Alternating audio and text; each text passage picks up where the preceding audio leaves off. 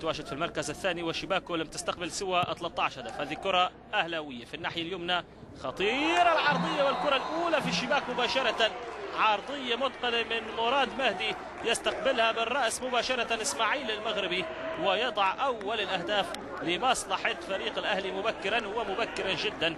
مع الدقيقة الثانية من عمر هذه المباراة ينجح فريق الأهلي في تسجيل أول أهدافه في هذه المباراة على يسار حارس المرمى عبد الله العويشر. إذن هدف أول مبكر لمصلحة فرا. إذن لاحظ البداية كانت من خلال هذه العملية، من خلال الكرة الثابتة التي نفذت سريعا في ظهر المدافعين محمد أبو يابس. كرة في الناحية اليسرى، كرة في وسط الملعب، تمويه جميل، انطلاقة سريعة وفرصة خطيرة لمصلحة فريق الأهلي.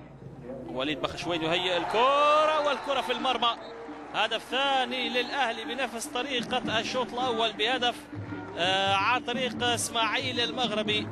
ثنائية إذن شخصية لإسماعيل المغربي، وهدف ثاني بنفس أسلوب وصورة الهدف الأول.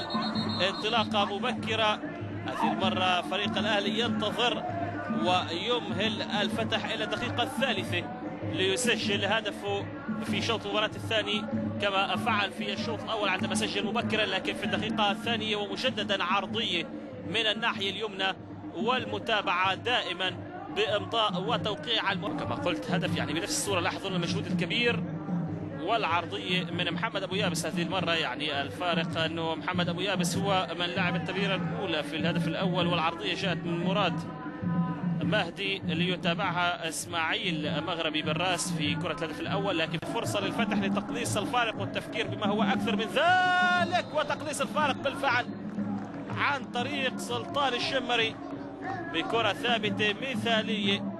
إذن هل تكون هذه الدقيقة 71 هي نقطة التحول والانعطاف؟ بالفعل تحولين كبيرين الآن في المباراة في أقل من دقيقة.